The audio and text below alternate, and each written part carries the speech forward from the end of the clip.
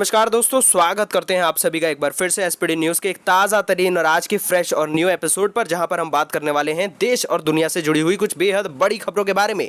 जी हां, आज की जो सबसे पहली बड़ी खबर है कि चीन मीडिया का दावा है कि एलएसी पर तैनात की गई है सबसे ताकतवर तोप। जी हां, और साथ ही बता दें कि चीन की चालबाजी से चौकन्ना हुआ भारत, लद्दाख से लेकर अरुणाचल तक यहाँ पर जो बॉर्डर है उस पर सेना की चौकसी बढ़ा दी गई है। जी हाँ, साथ ही में आप सभी को जो बता दें अगली बेहद बड़ी खबर कि दिल्ली में एक बार फिर से लग सकता है लॉकडाउन। अमित शाह से पर केजरीवाल की मीटिंग हुई है, बेहद बड़ी मीटिंग है, इसके बारे में पूरी डिटेल बताएंगे।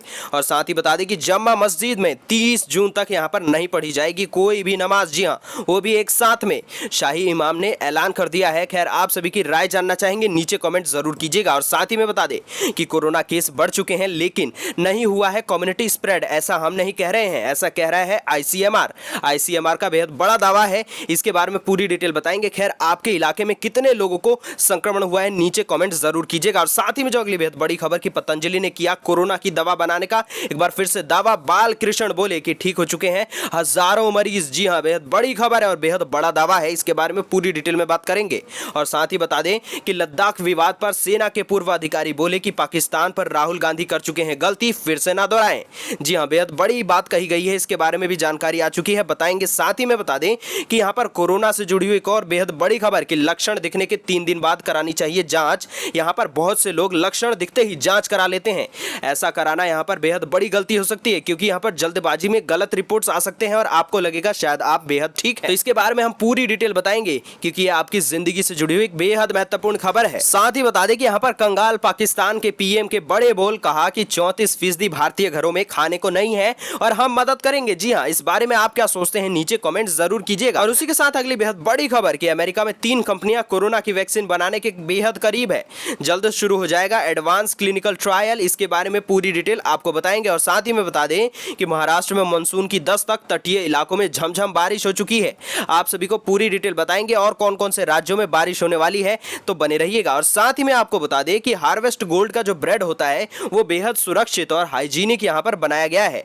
आपको बता दें कि बेहद बढ़िया परिस्थितियों में ये सारे ब्रेड्स को बनाए जा रहे हैं, इसके बारे में पूरी डिटेल आ चुकी है, क्योंकि इस वक्त तक बहुत सारे लोग ऐसे हैं जो कि ब्रेड खाते हैं लेकिन वो कौन सी ब्रेड खानी चाहिए, आपको इसके बारे में पूरी डिटेल बताएंगे। और साथ ही में बता दें कि चीन और पीओके के लिए विनाशकारी हो सकता है 21 जून को पड़ने वाला सूर्य ग्रहण, बेहद बड़ी खबर है और इसके बारे में बताएंगे। और साथ ही में बता दें कि किसानों के लिए गुड न्यूज, क्योंकि पशु क्रेडिट कार्ड स्कीम से मिल रहा है बेहद बड़ा फायदा और साथ ही में आप ले सकते हैं 1.5 लाख रुपए तक। तो आपको बताएंगे किस तरीके से आपको ये सारे पैसे मिल सकते हैं।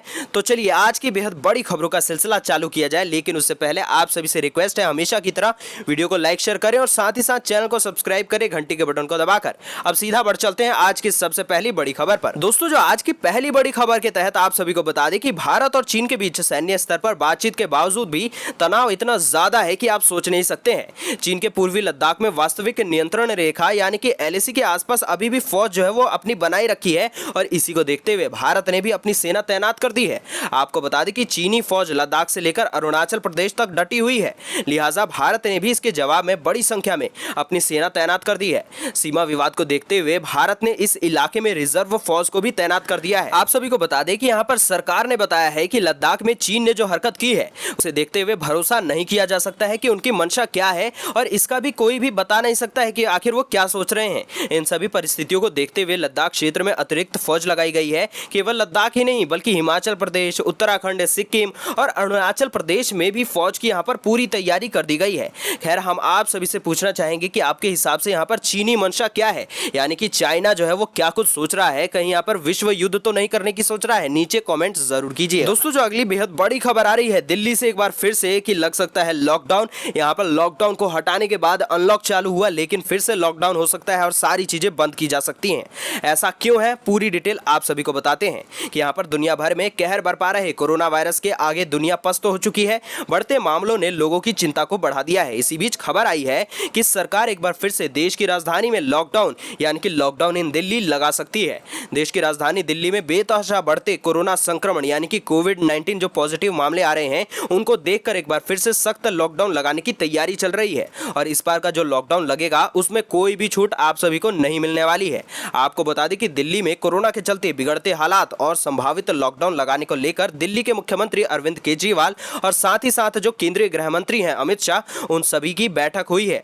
आपको बता दें कि सूत्रों की माने तो देश में कोरोना के ग्राफ जो है अनलॉक 1 में काफी तेजी से बढ़ चुका है, क्योंकि यहाँ पर अनलॉक 1 में सारी चीजों की छूट दे दी गई थी, जिससे कि ये जो ग्राफ है वो बहुत तेजी से बढ़ चुका है। और अगर हम एक दिन की बात करें तो 10,000 मरीज बढ़े हैं और यहाँ पर बेकाबू होती स्थिति को देखते हुए दिल्ली एनसीआर में एक बार फिर से संपूर्ण लॉकडाउन लगाया जा सकता है। सूत्रों के मुताबिक दिल्ली के मुख्यमंत्री और केंद्रीय गृह मंत्री अमित शाह की मुलाकात के बाद यह चर्चा है कि दिल्ली को पूरी तरीके से लॉकडाउन किए जाने की यहाँ पर बेहद बड़ी खबर है। हालांकि अभी भी आधिकारिक तौर पर इसकी कोई भी पुष्टि नहीं हुई है और ना ही ऐलान हुआ है, लेकिन इसके चांसेस बेहद ज्यादा जताई जा रही है कि यहाँ पर लॉकडाउन लगने वाला है। अब दोस्तों इसी के साथ जो अगली बेहद बड़ी खबर आ रही है कि शाही इमाम सैयद अहमद बुखारी ने जामा मस्जिद में नमाज पढ़ने के बारे में ताजा जानकारी देते हुए कहा कि हमने जनता की राय यानी कि पब्लिक ओपिनियन और कुछ जानकारों से सलाह लेने के बाद तय किया है कि 30 जून तक सामूहिक नमाज यहाँ पर जामा मस्जिद में नहीं होगी। साथ ही लोगों से राय मांगने के अलावा उन्होंने फिलहाल घरों में ही नमाज पढ़ने की गुजारिश की है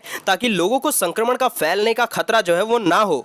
और ऐसे में कयास लगाए जा रहे हैं कि जामा मस्जिद को लॉकडाउन की तरह ही एक बार फिर से बंद किया जा सकता है। इसके बारे में आपकी क्या राय है नीचे कमेंट में जरूर बताइएगा। दोस्तों अब इसी के साथ जो अगली बेहद बड़ी खबर आप सभी को बता दें कि कोरोना के केस भारत में बढ़े हैं लेकिन नहीं हुआ है कम्युनिटी स्प्रेड, ऐसा कह रहा है आईसीएमआर। जी हां, पूरी रिपोर्ट आप सभी के सामने है कि देश में कोरोना वायरस के मामले लगातार बढ़ रहे हैं, लेकिन यहां पर आईसीएमआर के जो महानिदेशक डॉक्टर बलराम भार्गव हैं, उनका कहना है कि देश में केवल 0.73% लोगों को ही कोरोना का संक्रमण हुआ है, जिसे देखकर साफ तौर पर कहा जा सकता है कि भारत में कोरोना संक्रमण कम्युनिटी स्प्रेड में नहीं बदल सका है।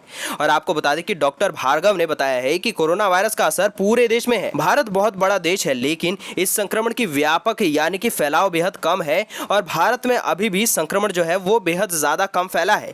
जनसंख्या के हिसाब से ये काफी कम है। उन्होंने बताया कि भारत में कोरोना संक्रमण से होने वाली मृत्यु दर दुनिया में सबसे ज्यादा कम है। चलिए जो इसी के साथ अगली बेहद बड़ी खबर कि कोरोना वायरस की दवा बनाने के लिए भारत समेत दुनिया के कई देश शोध कर रहे हैं। आपको बता दें कि दावा किया जा रहा है कि इस महामारी की वैक्सीन 1 साल में बनकर तैयार हो जाएगी, लेकिन इन सभी के बीच पतंजलि आयुर्वेद के को-फाउंडर आचार्य बालकृष्ण ने एक नया दावा कर दिया है। आपको बता दें कि आचार्य बालकृष्ण का दावा है कि पतंजलि ने कोरोना की दवा बनाने में सफलता हासिल कर ली है और उन्होंने इस दवा से 1000 से ज्यादा लोगों को ठीक भी कर दिया है। और आपको बता दें कि यहाँ पर बालकृष्ण कहते हैं कि अलग अलग जगहों पर कई कोरोना पॉजिटिव मरीजों में यह दवा दी गई थी, जिसमें कि 80% लोग ठीक हो चुके हैं। साथ ही बालकृष्ण ने बताया कि शास्त्रों वेदों को पढ़कर और उसे विज्ञान के फॉर्मूले में डालकर आयुर्वेदिक चीजों से यह दवा बनाई गई है। उन्होंने कहा कि इस दवा के निर्माण के लिए पतंजलि के सैकड़ों वैज्ञानिक दिन रात काम कर रहे थे और फिर जाकर ही यह दवा बनाई गई है। लेकिन हम आप सभी की राय जानना चाहेंगे, आप क्या सोचते हैं इस बारे में? क्या आखिरकार ये दवा बना ली गई है जो कि यहाँ पर सभी लोगों को ठीक कर पाएगी, या फिर ये भी एक बस बात ही कही गई है? आपके हिसाब से क्या कुछ है नीचे कमेंट जरूर कीजिएगा। अब जो अगली बेहद बड़ी खबर आप सभी को बता दें, जिसे सुनकर शायद आपको हंसी भी आ जाए। जी हाँ, कंगाल पाकिस्तान के पीएम के बेहद बड़े बोल, कहा कि 34% भारतीय घरों में खाने को नहीं है और हम मदद करेंगे। जी हाँ, इसी के साथ पूरी डिटेल में खबर बता दें कि घर में नहीं दाने और अम्मा चली भुनाने। जी हाँ, यह कहावत पाकिस्तान पर पूरी तरीके से लागू होती है। कंगाली की कगार पर पहुंचा पाकिस्तान अब भारत की आर्थिक मदद करने की बात कहता है। पाक प्रधानमंत्री इमरान खान ने गुरुवार को एक ट्वीट में अपने बड़बोलेपन का परिचय दिया है। पाकिस्तानी समाचार वेबसाइट की अगर हम माने तो उन्होंने दावा किया है कि भारत आर्थिक तंगी से जूझ रहा है और वह भारत की मदद के लिए तैयार है। इमरान ने खबर को टैग करते हुए कहा कि इस समाचार के मुताबिक भारत में 34% परिवार बिना किसी मदद के 1 हफ्ते से ज्यादा नहीं रह पाएंगे। मैं उनकी मदद के लिए तैयार हूं और अपने सफल कैश ट्रांसफर कार्यक्रम से उन सभी को साझा कर सकता हूं। इस कार्यक्रम की पहुंच और पारदर्शिता को लेकर अंतर्राष्ट्रीय स्तर पर काफी सराहना हुई है। इसके बारे में आपके क्या विचार हैं, कमेंट जरूर कीजिएगा। अब इसी के साथ जो अगली बेहद बड़ी खबर कि कांग्रेस नेता राहुल गांधी लद्दाख सीमा विवाद पर लगातार मोदी सरकार पर हमला करते जा रहे हैं।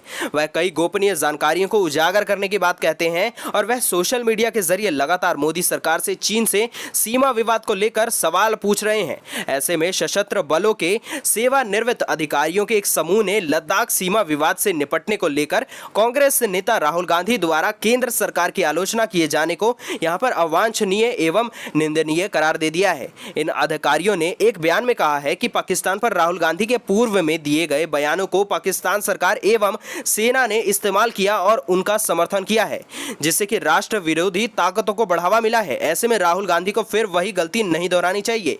बता दें कि इन सेवानिवृत्त अधिकारियों में air vice marshal, air commando और साथ ही ब्रिगेडियर भी शामिल है। अब इसी के साथ साथ अगली बड़ी खबर बताने से पहले हम आप सभी से पूछते हैं कि अगर आप सभी को कोरोना संक्रमण मान लीजिए हो जाता है, उसके लक्षण दिखते हैं, तो क्या आप जल्द से जल्द जाकर उसकी जांच करा लेंगे? तो आप सभी को हम बेहद महत्वपूर्ण जानकारी देने वाले हैं कि आपको क्या कुछ करना चाहिए अगर कोई भी शख्स कोविड-19 से संक्रमित होता है और शुरुआती स्तर पर ही उसकी जांच की जाती है, तो नतीजों में ऐसा हो सकता है कि वह संक्रमित ही ना पाया जाए, जबकि असल में वह इस बीमारी की चपेट में आ चुका होता है। बता दें कि यहाँ पर आंकड़ों के आधार पर शोधकर्ताओं ने अनुमान लगाया है कि संक्रमण की चपेट में आने के 4 दिन बाद जिनकी जांच की जाती है, उनमें से जो 67% लोग होते हैं, उससे अधिक लोगों के संक्रमित न पाए जाने की संभावना होती है, भले ही वे असल में संक्रमित होते हैं। शोधकर्ताओं का कहना है कि कोरोना वायरस संक्रमण की जांच कराने का सबसे सही समय संक्रमण के 8 दिन बाद होता है, जो कि लक्षण दिखने के औसतन 3 दिन हो सकता है। अब दोस्तों, इसी के साथ जो अगली बेहद बड़ी खबर की गर्मी के इस मौसम से निजात दिलाने के लिए मानसून अब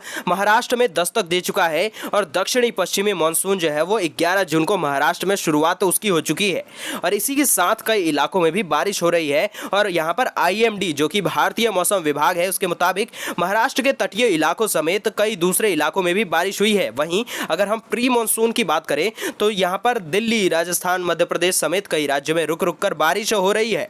बंगाल की खाड़ी में बने हल्के दबाव क्षेत्र के कारण भी मानसून जो है उसको रफ्तार मिल चुकी है। और साथ ही अगर हम बात करें वर्तमान समय में मानसून की स्थिति को देखते हुए मौसम विभाग ने कहा है कि अगले कुछ घंटों में गोवा, कर्नाटक के बाकी बचे हुए हिस्सों में मानसून की एंट्री हो सकती है। हालांकि मौसम विभाग का अनुमान है कि अगले 3 दिन तक यहाँ पर अधिकतम तापमान में कुछ ज्यादा अंतर देखने को नहीं मिलने वाला है। साथ ही मौसम विभाग के मुताबिक 14 जून तक कई राज्यों में मौसम करवट लेगा। पंजाब, हरियाणा, राजस्थान, उत्तर प्रदेश, दिल्ली में आंधी तूफान के साथ रुक रुक कर हल्की बारिश हो सकती है। गुजरात में रविवार तक बारिश हो सकती है और वहीं बिहार और झारखंड में 14 जून तक प्री मानसून का प्रभाव पड़ सकता है। अब इसी के साथ जो अगली बेहद बड़ी खबर कि आने वाला वक्त चीन और उससे जुड़े भूभागों के लिए अच्छा साबित होने नहीं वाला है। ऐसा कोई और नहीं बल्कि ज्योतिषी शास्त्र और खगोलीय घटना सूर्य ग्रहण के दावे से लग रहा है। काशी के ज्योतिषी ने दावा किया है कि 21 जून को लगने वाला सूर्य ग्रहण यहाँ पर कंधार, POK, पुलिंद और यहाँ पर कश्मीरी भूभाग, कश्मीर और चीन के लिए विनाशकारी साबित हो सकता है। यह दावा जिस ग्रंथ के आधार पर किया जा रहा है उसमें 6वीं शताब्दी के जो हैं ज्योतिषी आचार्य, उन्होंने यह बात लिख दी थी, जिसका नाम अगर हम आपको बताएं तो यहाँ पर वृत्तहंसिता बताया गया है, जो कि एक ग्रंथ है। दोस्तों, जो अब अगली बेहद बड़ी खबर कि देशव्यापी लॉकडाउन को लागू हुए 2 महीने से ज्यादा का वक्त बीत चुका है और इस दौरान हम सबकी जिंदगी जैसे कि बिल्कुल बदल चुकी है। सोशल डिस्टेंसिंग अब जिंदगी जीने का एक तरीका बन चुका है और हम सभी घर पर रहने के आदी भी हो चुके हैं। बार बार बाजार ना जाना पड़े, इसके लिए हफ्ते भर का राशन एक साथ खरीद लेते हैं और सामान घर लाते ही उसे सैनिटाइज करके साफ भी कर लेते हैं। लेकिन कुछ चीजें ऐसी भी हैं जिन्हें आप एक साथ खरीद नहीं सकते हैं, जैसे कि दूध, सब्जियां और ब्रेड। जी हाँ, यह चीजें हमें हर 2-3 दिन में खरीदनी पड़ती हैं। ऐसे में यहाँ पर यह प्रश्न उठता है कि इन्हें कैसी परिस्थितियों में बनाया जा रहा है और साफ सफाई का कितना ध्यान रखा जा रहा है। तो आप सभी को बता दें कि ऐसे में यहाँ पर यह खबर निकल कर आ रही कि हार्वेस्ट की जो ब्रेड्स होते हैं वो बेहद बढ़िया तरीके से बनाए जा रहे हैं, जिसमें कि यहाँ पर स्वच्छता का ध्यान रखा जा रहा है और यहाँ पर संक्रमण ना हो उसके लिए भी यहाँ पर बेहद सारे नियम और कायदे कानून लागू कर दिए गए हैं उनके प्लांट्स में। बता दें कि ये खबर आज तक में भी प्रकाशित हुई है। अब जो अगली बेहद बड़ी खबर आप सभी को बता दें कि साल 2022 तक किसानों की आमदनी दोगुनी करने के मकसद में सरकार जुटी हुई है और इसी को देखते हुए यहाँ पर एक योजना चालू कर दी गई है, पशु क्रेडिट कार्ड योजना।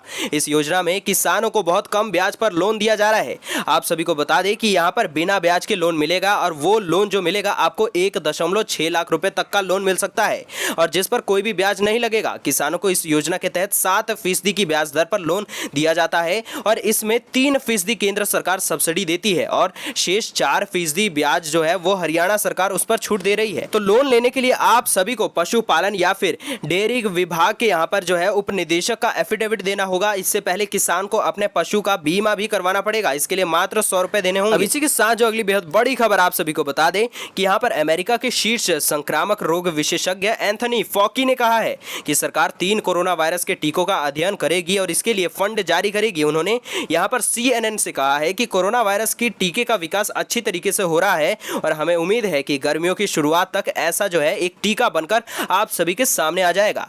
आप सभी को बता दें कि उन्होंने कहा कि कुल मिलाकर कोरोना वायरस के टीके के लिए यह एक अच्छी खबर है और 3 कंपनियों का टीका अलग अलग चरण में यहाँ पर जो है वो बनाया जा रहा है।